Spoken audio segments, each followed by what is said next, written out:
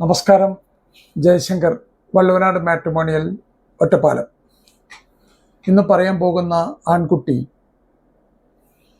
ഋഷികേശ് നായർ, 34 വയസ്സ്, ചതയം നക്ഷത്രം, 5'6" height, 5'6", 70 kg weight, highest qualification MCA ആണ്. DY പാട്ടീൽ കോളേജ്, പൂനെ എന്നാണ് പാസ്സായിരിക്കുന്നത്. അദ്ദേഹം വർക്ക് ചെയ്യുന്നത് TCS പൂന, ടാറ്റ കൺസൾട്ടൻസി സർവീസസിൽ പൂനെയിലാണ് അദ്ദേഹം വർക്ക് ചെയ്യുന്നത്. അപ്പോൾ സ്വാഭാവികമായിട്ടും ട്രാൻസ്ഫറൊക്കെ കിട്ടാവുന്ന ജോബാണ്. TCS ഉള്ളിടത്തേക്ക് ട്രാൻസ്ഫറൊക്കെ കിട്ടും. അച്ഛൻ മനോഹർ, അമ്മ രാജലക്ഷ്മി. ഇവർ പൂനെയിൽ തന്നെ സെറ്റിൽഡ് ആണ്.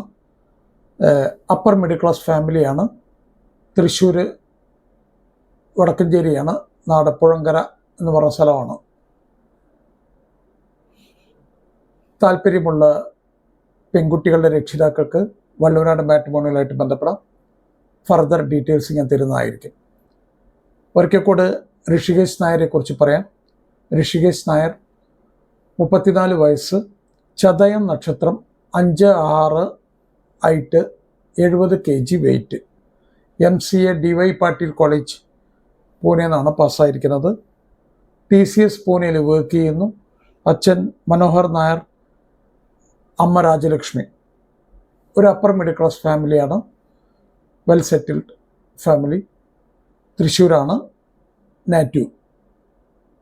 താല്പര്യമുള്ള രക്ഷിതാക്കൾക്ക് വള്ളുവനാട് മാട്രിമോണിയലായി കോൺടാക്ട് ചെയ്യാം. ഫർദർ ഡീറ്റെയിൽസ് എല്ലാം ഞാൻ എടുത്തു തരുന്നതായിരിക്കും.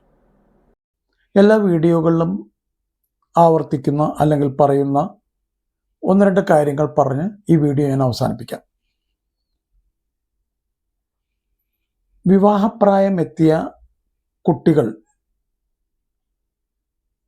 വീട്ടിലുള്ളപ്പോൾ അച്ഛനമ്മമാർക്ക് കുറച്ച് ടെൻഷനാണ്. ആവശ്യത്തിനും അനാവശ്യത്തിനും ഒക്കെ ആയിട്ട് ടെൻഷനാണ്. ചെറിയ തോതിലൊക്കെ ടെൻഷൻ വേണം. പക്ഷേ നിർഭാഗ്യവശാൽ എല്ലാ കാര്യത്തിലും ടെൻഷനാവുന്ന ഒരു സ്ഥിതിയാണ് കാണുന്നത്. അപ്പോൾ എങ്ങനെ നമുക്ക് ഈ ടെൻഷനൊക്കെ ഒന്ന് കുറച്ച് കാര്യങ്ങൾ എങ്ങനെ മുന്നോട്ട് കൊണ്ടുപോകാം എന്നുള്ളതിൻ്റെ ഒരു 2-3 ടിപ്സ് പറഞ്ഞിട്ട് ഇവിടെ നിർത്താം. ഒന്ന്, കല്യാണപ്രായം എത്തിയ അല്ലെങ്കിൽ വിവാഹം നോക്കണം എന്നൊരു തീരുമാനമായി കഴിഞ്ഞാൽ ആ കുട്ടിയുമായിട്ട് രക്ഷിതാക്കൾ അല്ലെങ്കിൽ സഹോദരങ്ങളൊക്കെ നന്നായിട്ട് സംസാരിക്കുക. എന്തൊക്കെയാണ് അവരുടെ അഭിപ്രായങ്ങൾ എന്ന് ചോദിക്കുക. പല അഭിപ്രായങ്ങളും പറയാനുണ്ടാവും. ഒന്ന്, ക്വാളിഫിക്കേഷൻ ഇന്നതാവണം, ഹൈറ്റ് ഇത്ര വേണം, ഇന്ന ലൊക്കേഷൻ ആയാൽ നന്നായി എന്നൊക്കെ പറഞ്ഞിട്ട് 100% ഒന്നും മീറ്റ് ആവില്ലെങ്കിൽ പോലും നന്നായിട്ടൊന്ന് സംസാരിക്കുക. ചിലപ്പോൾ ആ സമയത്തായിരിക്കും ആ കുട്ടി പറയുക, എനിക്ക് ആൾറെഡി ഒരു ലവ് അഫെയർ ഉണ്ട്, അതുകൊണ്ട് നിങ്ങൾ നോക്കണ്ട എന്നുള്ളത്. അപ്പോൾ ഈ കുട്ടിക്ക് സംസാരിക്കാനുള്ള ഒരു സ്വാതന്ത്ര്യം പോലും പല വീടുകളിലും കുട്ടികൾക്ക് സംസാരിക്കാനോ അല്ലെങ്കിൽ പറയാനോ ഉള്ള സ്വാതന്ത്ര്യമില്ല. പേടിച്ചിട്ട് അച്ഛൻ എന്ത് പറയും, അമ്മ എന്ത് പറയും, ആകെ ഒരു പേടിയായിരിക്കും. അപ്പോൾ നന്നായിട്ടൊന്ന് സംസാരിക്കുക, എല്ലാ കാര്യങ്ങളും മനസ്സിലാക്കുക. അതിനുശേഷം നിങ്ങളുടെ കുടുംബക്ഷേത്രം അല്ലെങ്കിൽ ധർമ്മദൈവങ്ങളെ ഒന്ന് നന്നായിട്ട് പ്രാർത്ഥിക്കുക. ഉണ്ടാകാം, അല്ലെങ്കിൽ ധർമ്മദൈവങ്ങളായിരിക്കാം, അല്ലെങ്കിൽ കുടുംബക്ഷേത്രമായിരിക്കാം, എന്തോ ആവട്ടെ, നന്നായിട്ടൊന്ന് പ്രാർത്ഥിക്കുക. അതിനുശേഷം ചെയ്യേണ്ടത് നന്നായിട്ട് പ്രൊഫൈൽ എഴുതി ഉണ്ടാക്കുക. ഈ പ്രൊഫൈൽ എഴുതി ഉണ്ടാക്കിയതിന് ശേഷം ഒരു 2-3 വട്ടമെങ്കിലും അത് വായിച്ച് നോക്കണം. കൃത്യമായിട്ട് വായിച്ച് മനസ്സിലാക്കുക എന്താണ് എഴുതി വച്ചിരിക്കുന്നത് എന്നുള്ളത്. ഒരാൾക്കും വായിക്കുന്ന സമയത്ത്, അതായത് മറ്റുള്ള രക്ഷിതാക്കൾ വായിക്കുന്ന സമയത്ത് അവർക്കൊരു ടെൻഷൻ ഉണ്ടാവരുത്, അല്ലെങ്കിൽ ഒരു ബുദ്ധിമുട്ടിലാവരുത് അത് വായിക്കുമ്പോൾ. എന്താണ് പ്രൊഫൈൽ എഴുതുമ്പോൾ ശ്രദ്ധിക്കേണ്ട 2-3 കാര്യങ്ങൾ പറയാം. ഒന്ന്, ജാതകത്തിനെ കുറിച്ച് വളരെ കുറച്ച് കാര്യങ്ങൾ എഴുതുക. ഹോറോസ്കോപ്പ് എപ്പോൾ വേണമെങ്കിലും നിങ്ങൾക്ക് കുറിപ്പ് അല്ലെങ്കിൽ ഹോറോസ്കോപ്പിൻ്റെ കോപ്പി ആൾക്കാർക്ക് അയച്ചു കൊടുക്കാം. പക്ഷേ പ്രൊഫൈലിൽ കഴിയാവുന്നത്ര കുറച്ച് എഴുതുക. ഒന്ന്. രണ്ടാമത്തെ കാര്യം, എഡ്യൂക്കേഷൻ.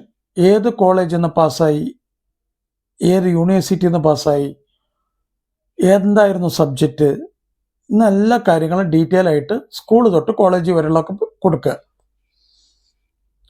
എഡ്യൂക്കേഷൻ അപ്പം മസ്റ്റായിട്ട് കാട്ടണം എല്ലാ കാര്യങ്ങളും. അതിനുശേഷം ജോലി, എവിടെയാണോ ജോലി ചെയ്യുന്നത്, എന്താണ് ഡെസിഗ്നേഷൻ, എത്ര രൂപ സാലറി ഉണ്ട്, എല്ലാം കൃത്യമായിട്ട് കാട്ടാൻ ശ്രമിക്കുക. സാലറി ഒക്കെ കാട്ടുന്ന സമയത്ത് നല്ലൊരു ശതമാനം ആളുകളും ടേക്ക് ഹോം സാലറി അല്ലെങ്കിൽ കയ്യിൽ കിട്ടുന്ന സാലറിയാണ് കാട്ടുന്നത്. യഥാർത്ഥത്തിൽ കയ്യിൽ കിട്ടുന്ന സാലറി അല്ല നമ്മളുടെ യഥാർത്ഥ സാലറി. നമ്മുടെ സാലറി വന്നിട്ട് CTC എന്ന് പറയും, കോസ്റ്റ് ടു കമ്പനി, അതാണ് നമ്മളുടെ സാലറി.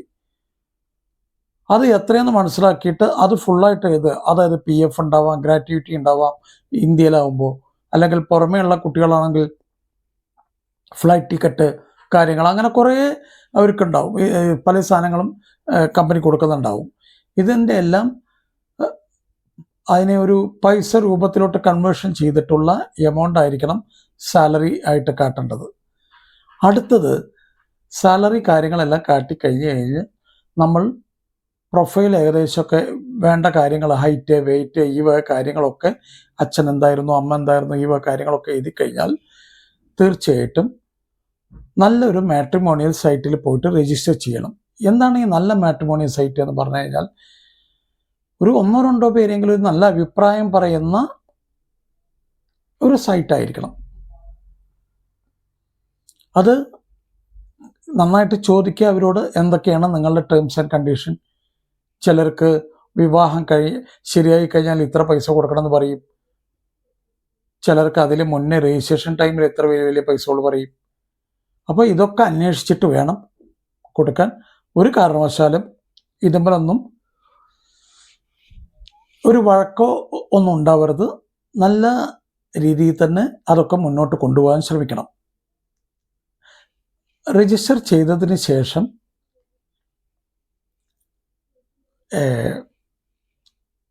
നിങ്ങൾക്ക് പ്രൊഫൈലുകൾ കിട്ടുവാൻ തുടങ്ങും.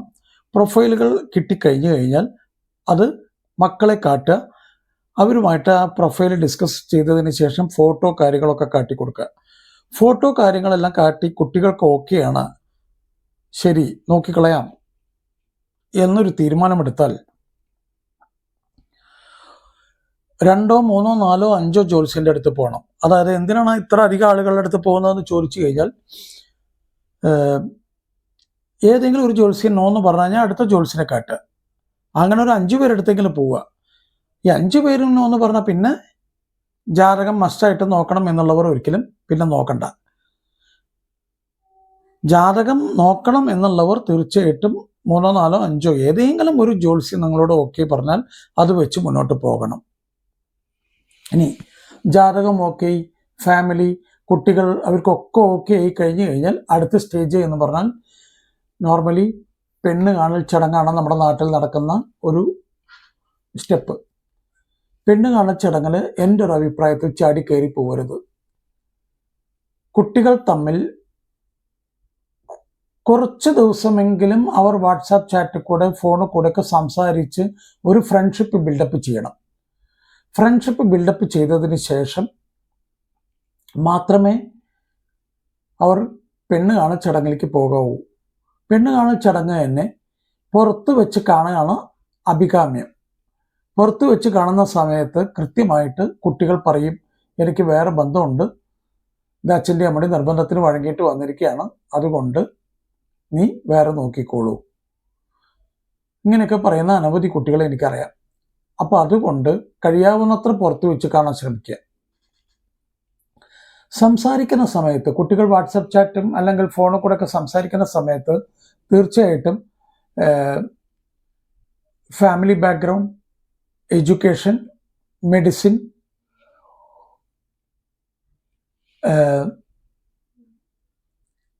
അമിതമായ ലോണുകൾ വല്ലതുമുണ്ടോ എന്നുള്ളത്, ബാങ്കിങ് ലോൺസ്, EMI എത്രയുണ്ട് എന്നൊക്കെ ഒന്ന് മനസ്സിലാക്കണം.